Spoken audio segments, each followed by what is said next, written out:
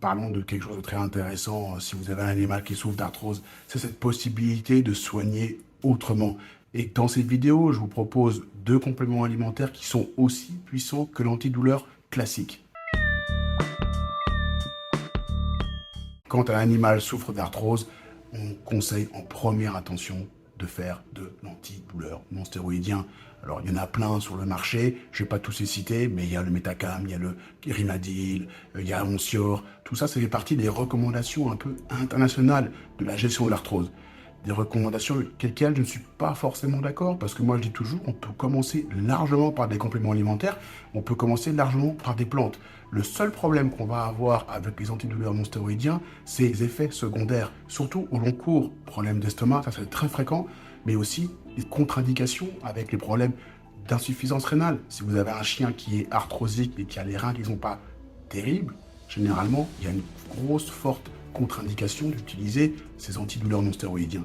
Alors l'arthrose, c'est la pathologie articulaire la plus fréquente et c'est pour ça que j'aime bien en parler sur la chaîne Mado et mes animaux. Et j'adore aussi au cabinet conseiller les gens pour la gestion de l'arthrose. Il existe deux compléments alimentaires très intéressants. Ces compléments alimentaires, on les a pris et on a essayé de savoir s'ils étaient aussi puissants que le carprophène. Le carprophène, c'est le fameux Rimadyl. Le Rimadyl, c'est un anti-inflammatoire non stéroïdien très répandu, surtout aux États-Unis, puisque c'est l'anti-inflammatoire non stéroïdien le plus utilisé par les vétérinaires américains. Et on a juste cherché à savoir dans une étude, sur 75 chiens avaient des soucis d'arthrose, est-ce que l'huile de krill et est-ce que la moule verte sont aussi efficaces ou moins efficaces que le carprophène, que le Rimadyl. Dans cette étude-là, on voit que l'huile de krill et la moule verte sont aussi puissantes que le Rimadyl, que l'antidouleur classique à 4 et 6 semaines.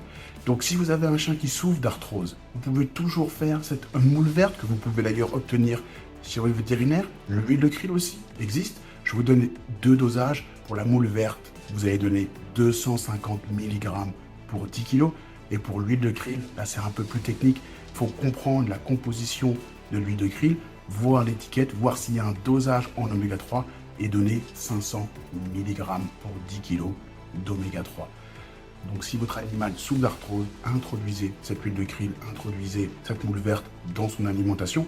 Et puis, si jamais votre animal a déjà beaucoup d'antidouleurs, il en a tous les jours depuis des semaines, des mois, n'hésitez pas donc à introduire ces deux compléments alimentaires et puis progressivement, avec l'aide de vos vétérinaires, pourquoi pas entamer une baisse progressive de l'antidouleur non stéroïdien, en sachant que ces deux compléments-là sont aussi puissants, ils vont arriver un peu à remplacer les effets de l'antidouleur.